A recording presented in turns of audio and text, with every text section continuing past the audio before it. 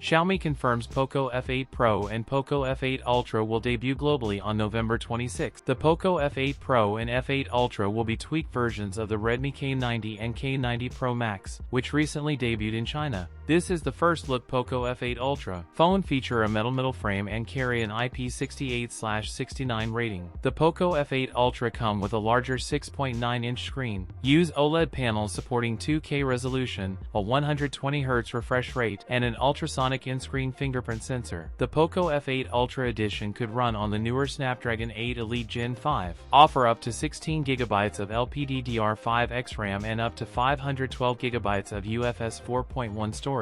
POCO F8 Ultra feature a 50-megapixel OmniVision Light Fusion 950 primary sensor, 50-megapixel ultra-wide 50-megapixel a 3.5x periscope telephoto lens, a 32-megapixel selfie shooter. The POCO F8 Ultra will include a 6,500 mAh battery, with support for 50W wireless and 100W wired charging. That's it for today's video. If you enjoyed it, don't forget to like, comment, and subscribe for more content. Thanks for watching, and I'll see you in the next one.